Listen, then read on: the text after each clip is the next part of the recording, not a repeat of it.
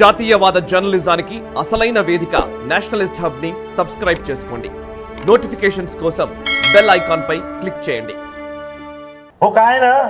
ఒక అబ్బాయి ఆయన పేరు శ్వేతకేతు. ఆ శ్వేతకేతు అనే ఆయన చదువుకోవడానికి గురుకులానికి వెళ్ళిందట.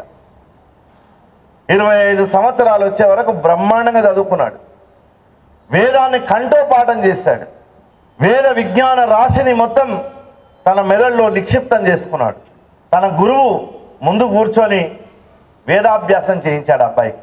చివరికి స్నాతకోత్సవం అయిపోయింది, డిగ్రీ చేతికి వచ్చింది. దాన్ని తీసుకొని చాలా గర్వంతో ఇంటికి వెళ్ళిపోయాడు. వాళ్ళ నాన్న సామాన్యుడు కాదు, ఆయన పేరు ఉద్దాలకుడు. ఈ పెట్టె పట్టుకొని చేతిలో ఈ డిగ్రీ పట్టా పట్టుకొని గేటు దగ్గరికి రాగానే నీవు అక్కడే ఆగు అన్నాడు తండ్రి. మన నారాయణ చైతన్య లాంటి స్కూల్ కావు, హాస్టల్ కావు అవి, మనమే వెళ్ళి తీసుకొని రావడానికి. 3 ఏళ్ళ పిల్లవాడిని తీసుకెళ్ళి హాస్టల్ వేస్తే వాడు 30 ఏళ్ళు రాగానే మనం తీసుకుపోయి వృద్ధాశ్రమం వేస్తాడు. ఈ అబ్బాయి ముఖంలో గర్వరేఖ మెరిసిపోతుంది, ఇట్లా నేను ఎంత చదువుకున్నాను అని. తండ్రి అన్నాడు, నువ్వు అక్కడే ఆగు అన్నాడు. ఏంటి నాన్న, ఇన్నాళ్ళ తర్వాత వస్తే నన్ను ఇంట్లోకి రానివ్వకుండా ఇక్కడే ఆగమంటున్నావు? నువ్వు అన్నీ నేర్చుకున్నావు కానీ ఇంకా నేర్చుకోవాల్సినటువంటి అంశం ఒకటి ఉంది అన్న. ఏంటి అన్న? ఏది నేర్చుకున్న తర్వాత నీ మనస్సులో అశాంతి లేకుండా ఉంటుందో అది నేర్చుకోవాలి. ఏది నేర్చుకున్న తర్వాత ఇంకా నేర్చుకోవాల్సినటువంటి అవసరం ఉండదో అది నేర్చుకోవాలి. ఏది బోధించిన తర్వాత ఇంకా బోధించాల్సినటువంటిది ఉండదో అది నేర్చుకోవాలి. ఈ 3 నేర్చుకున్న తర్వాత నా కడపలో నువ్వు కాలు పెట్టాలన్నాడు తండ్రి. నాకు డిగ్రీ వచ్చింది, నిన్ననే గవర్నర్ గారు పిలిచారు, బ్రహ్మాండమైన సభ చేశారు, మాకు ఇచ్చారు పట్టాలు, నువ్వేమో ఇంకేదో 3 నేర్చుకోలే సిలబస్లో అంటావు, గురువుగారు ఏమో అన్నీ అయిపోయినాయి అన్నారు, నువ్వు వెళ్ళి అడుగు అన్నాడు. అదే పెట్టె చేతిలో పట్టుకొని మళ్ళీ ఆశ్రమానికి గురుకులానికి వెళ్ళాడు. ఏం బాబు మళ్ళీ వచ్చావు నువ్వు? మా నాన్నగారు ఏదో కొంచెం సిలబస్ తక్కువైంది అన్నాడండి. అంటే ఏం సిలబస్ తక్కువైంది? ఏది నేర్చుకున్న తర్వాత నీ మనస్సులో ఎలాంటి అనుమానాలు లేనటువంటి, అశాంతి లేనటువంటి స్థితి కలుగుతుందో దాన్ని నేర్చుకొని రమ్మన్నాడు. ఏది నేర్చుకున్న తర్వాత ఇంకా నేర్చుకోవాల్సిన అవసరం లేదో దాన్ని నేర్చుకొని రమ్మన్నాడు.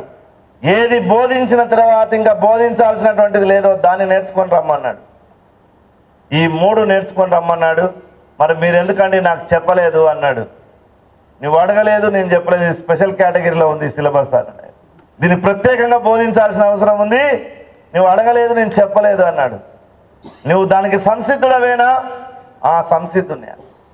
అప్పుడు నీ మనస్సును సున్నిత మనస్కుడిగా మార్చుకోవాలి. నీవు గురువు ఏమి ఆదేశిస్తే అది వినేవాడిగా ఉండాలి నీవు అన్నాడు. సరే మంచిది అన్నాడు.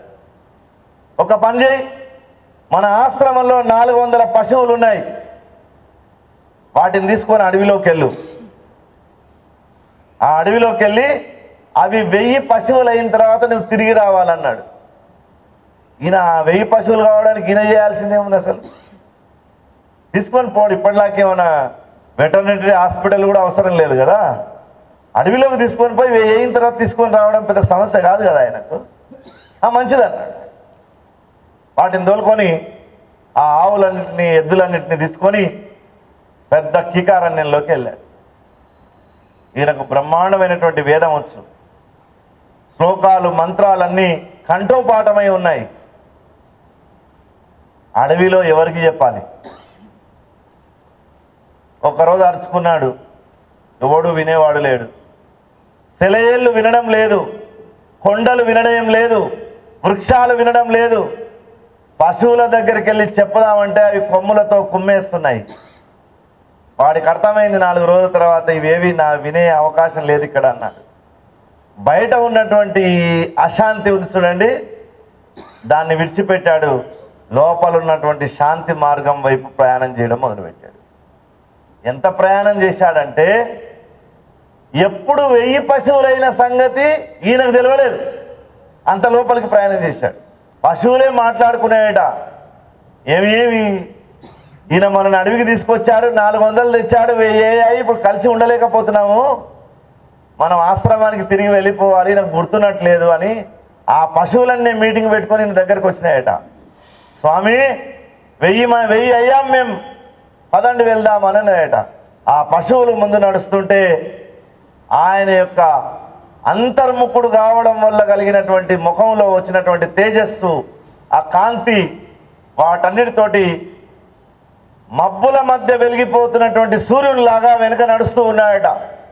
పశువులన్నీ నల్లవి, తెల్లవి, ఎర్రవి మబ్బుల్లాగా ఉంటే వెనుక ఉన్నటువంటి సూర్యుడు బాలసూర్యునిలాగా వెలిగిపోతుందట ఆయన ముఖం.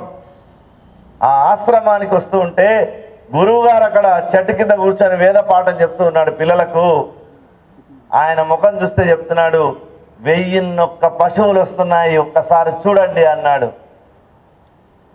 పశువులో ఎలాంటి నిసర్గమైనటువంటి ప్రకృతిపరమైనటువంటి స్వభావం దానికి ఉంటుందో అలాంటి ఒక స్వభావాన్ని యోగము ద్వారా అతడు పొందాడు.